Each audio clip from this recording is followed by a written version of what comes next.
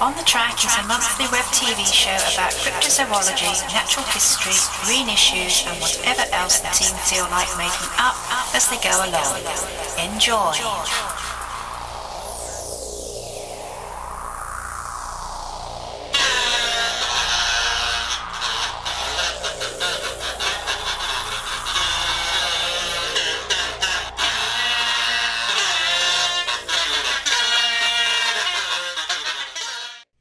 I've got a question for you. Why is there a werewolf at your door? Excuse me, Mr. John Dales. I think you had my brother on your show. What? Can you tell me where he is? I want to find him now. He owes me some money. Don't ask me. I think it's just one of the people from the village. And we do live in a particularly peculiar area. Enough of our vulpine visitor. My name's Jon Downes. And my name's Charlotte Phillipson. And let's see if we can do this in total unison. Welcome to another episode of On the Track. That's not very good, is it?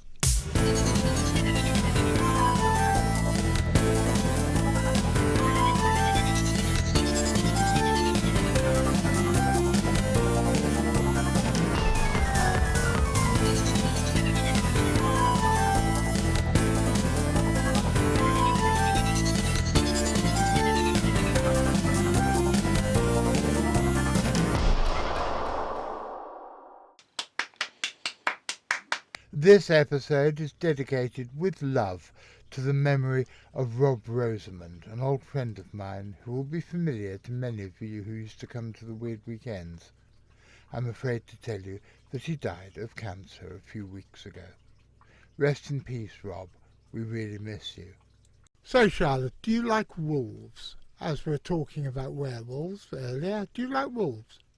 Yeah? Well, Richard Muirhead, you know Richard. Richard has got all sorts of interesting things to tell us about wolves who used to live in Britain, how they might still be there now. Half a century ago this summer, about 6 months before my family left Hong Kong for good, I met a little boy called Richard Muirhead. I was 11 and he was about 6. And guess what? Half a century later, we're still friends. Apart from a few people to whom I'm related, Richard is the person I've known longest in the world. He's a most peculiar fellow. He writes poetry, he's obsessed with a band called Devo, and has been known to wear a funny Devo hat that I bought him. And if that weren't special enough, he's also one of the 2 best researchers I have ever met. And lucky for us all, his speciality is cryptozoology. I've been wanting to have him on the show for years, and now in the midst of the great lockdown, Richard and I experimenting with some new software I've just bought.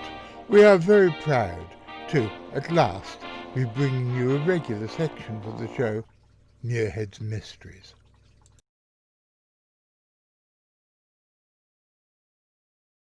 So, Richard, tell me, what are we talking about this month?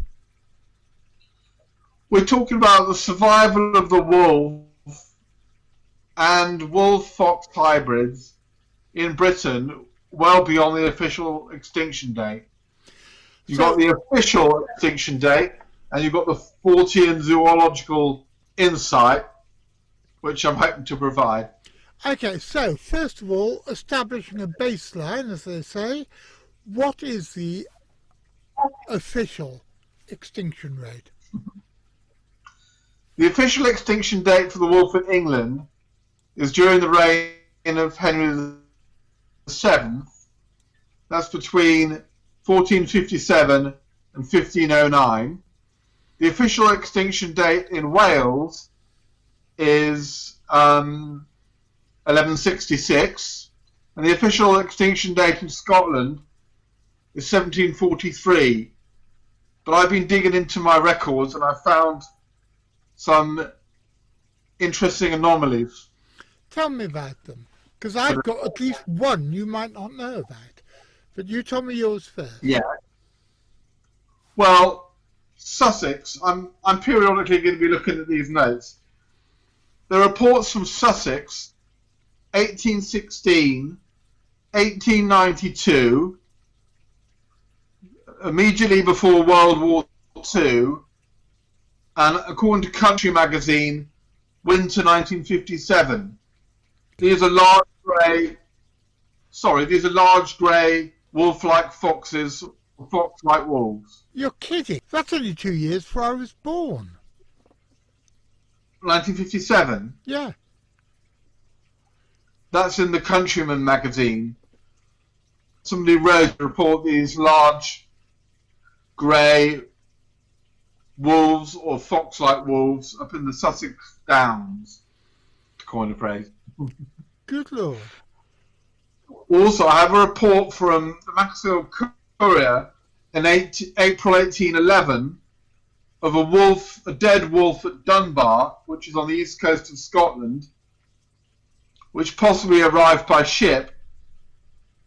But it could have been an Alsatian dog from the description. I don't have the description on me now, but might have been a large dog. I have, in a recent issue of Flying Snake, I have reports of very large foxes in the Cairngorms, possible wolf-fox hybrids. And I have a report from a Welsh newspaper, May the 16th, 19th, of a wolf shot dead on the slopes of Snowdonia. What was that date again? May 1916. Golly. Oh yes, Charles Fort in Low, his book Low, reported wolf incidents around Hexham in Northern England, 1904 to 1905, according to Charles Fort. Well, that's particularly interesting because, of course, Hexham is the site of one of the most notorious modern werewolf sightings, isn't it? From the Hexham Heads. I wasn't aware of that. Yeah, I've heard of the Hexham Heads, yeah. Yeah, it's part of that story. What was your report? You said you had a report. Well, there was a lady called Theo Brown who was probably Devonshire's leading folklorist after, say, Van Beering Gould. And she believed that she'd been collecting stories of wolves on North Dartmoor up until the 1920s or 1930s, which I think is rather good. But isn't there a story about a wolf being hit by a train somewhere in Sheffield? A train? Yeah, there's a dead wolf found on a railway track somewhere in Sheffield, I thought. I'll take your word for it. I didn't come across that report myself, but... In the interests of what our transatlantic chums call total disclosure, I would like to say here that I was completely wrong.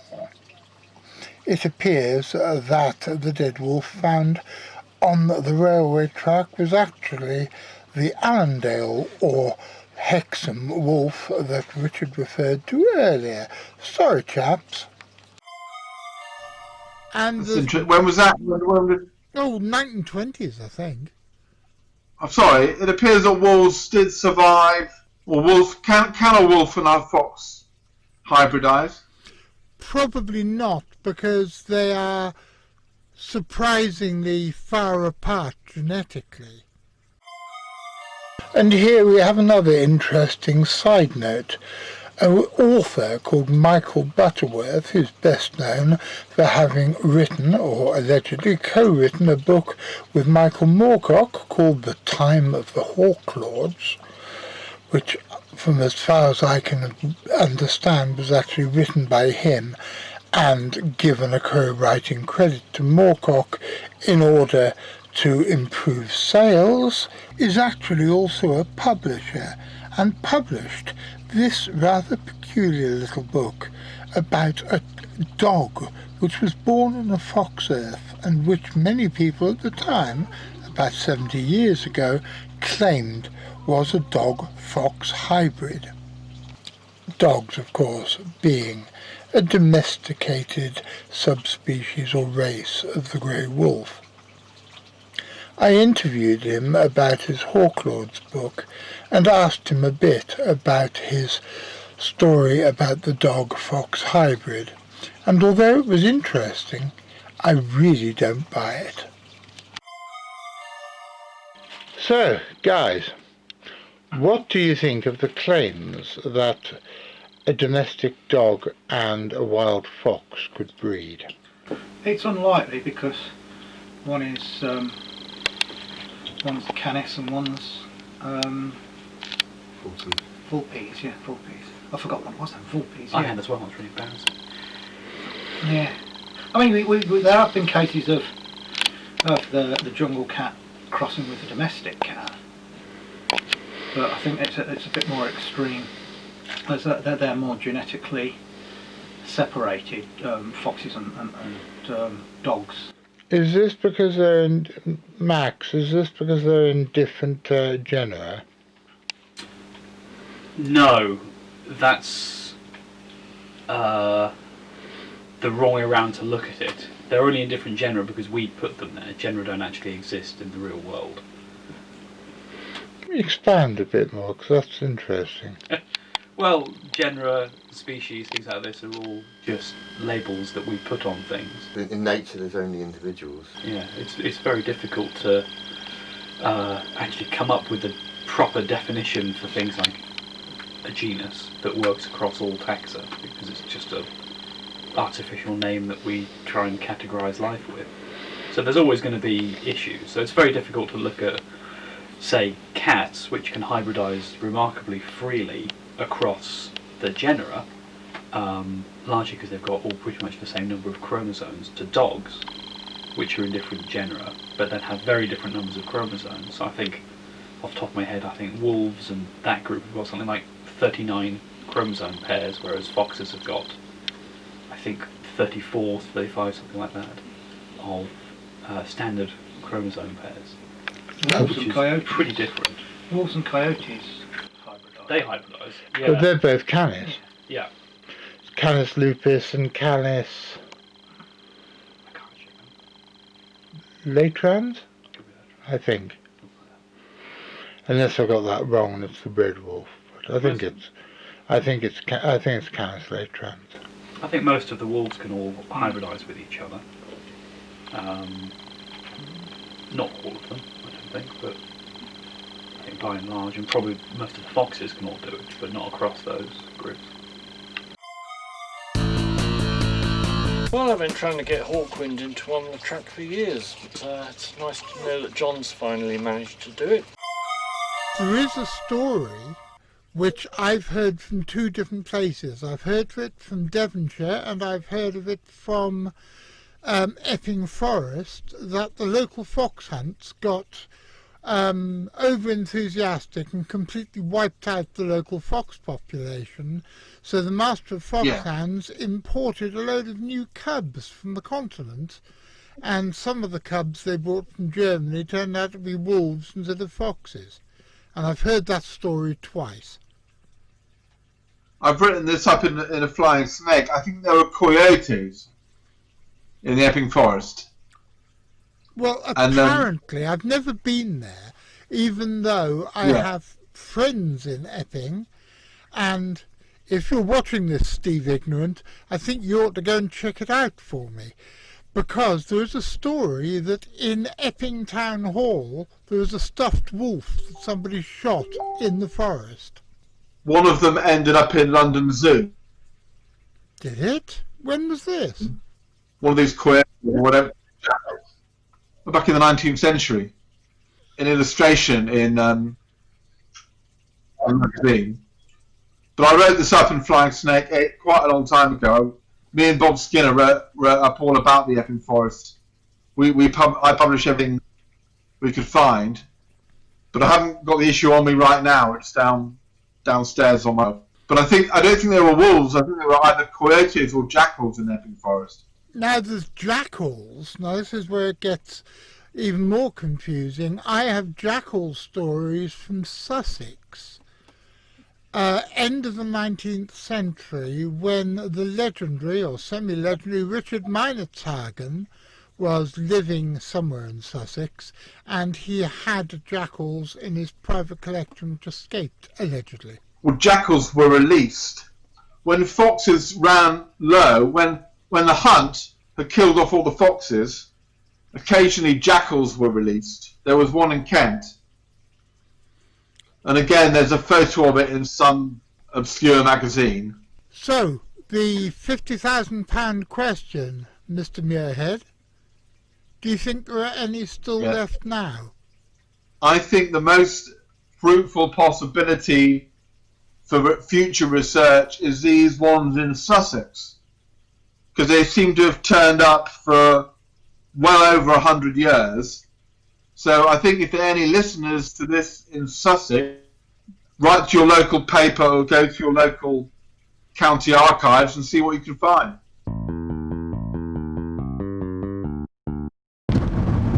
So what are we doing on this jolly afternoon in mid-July? Driving along the road through the road that I used to walk along whenever I was a boy, and I used to come down here fishing. Today we're not fishing. Today I'm 60 years old and can hardly walk, but I can still use a video camera.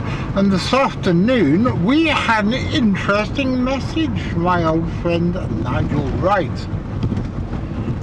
He sent me a link to a story on one of the Devon Live websites which said that a UFO, a crashed UFO, had landed in woods in Medon. Well, Medon's just only the next village along from us if you go towards the Cornish border.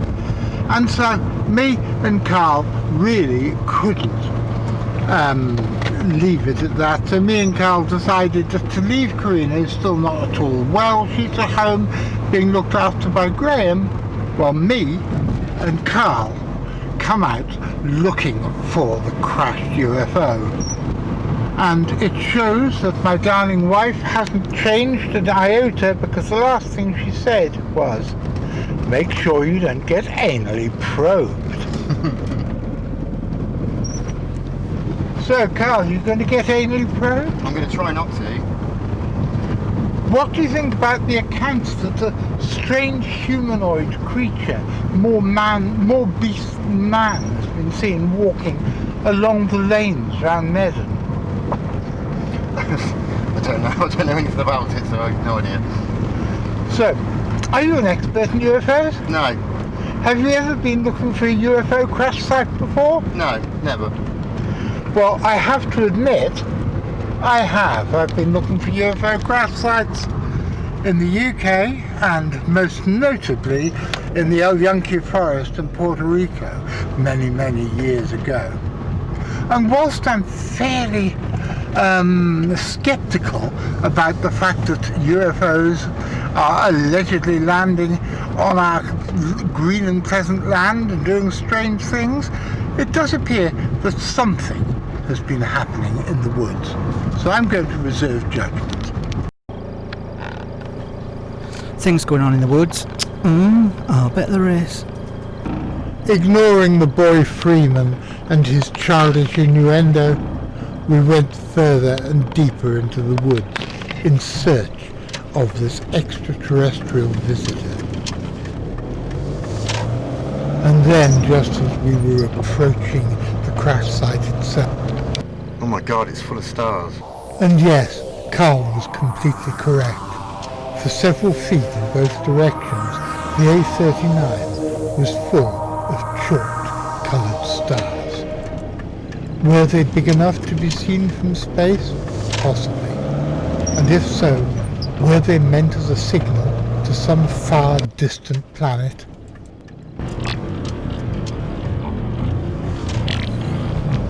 And then we spotted a sinister unmarked van full of doggers.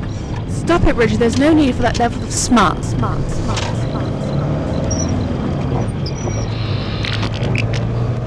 Well, this is it. This is the place where the UFO allegedly crashed. And this is where there have been a surprising and quite upsetting number of reports of a strange, half man, half animal creature walking down the rides in the middle of the Forestry Reserve. Oh my God, what is it? And what is this figure that comes forth all a blinking and a twitching? Them folks back at Dunwich, they've been saying how it's the spawn of old Lavinia Waintley after her father, old Wizard Waintley, called down Yug Suther at the Devil's Hot Patch. Stop pretending to be H.P. Lovecraft, Richard. It's neither big nor clever. But I am big and clever, said Richard, doing his best to sound malevolent and arcane. But as the figure got closer, we could see it was something far more terrifying. And guess what? It's Wally!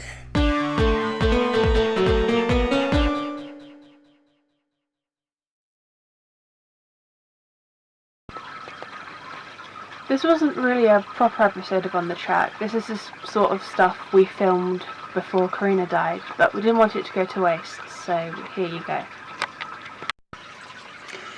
On the Track, a proper episode of On the Track will be with you very soon, but until then, seeing you. Have a good.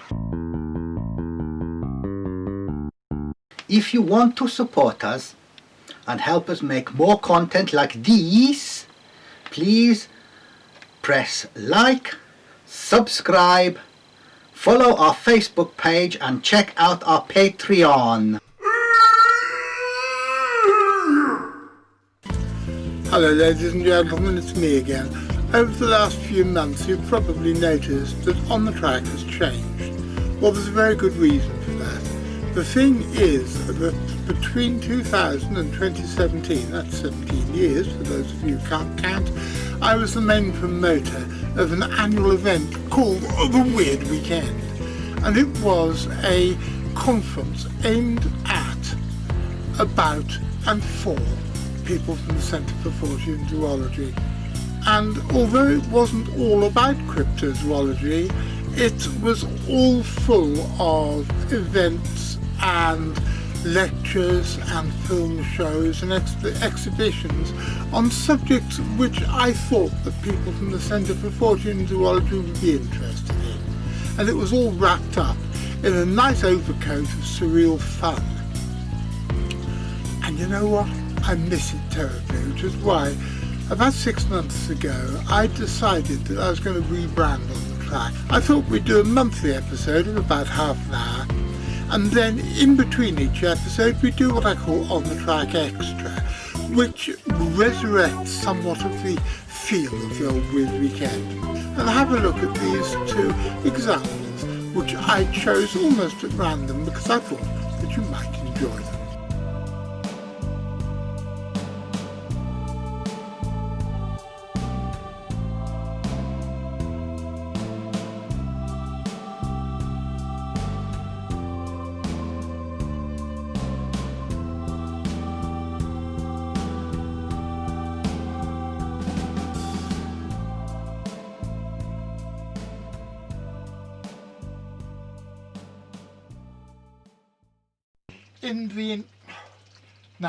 In the interests of what our transatlantic chums call transparency, I want to leave it there.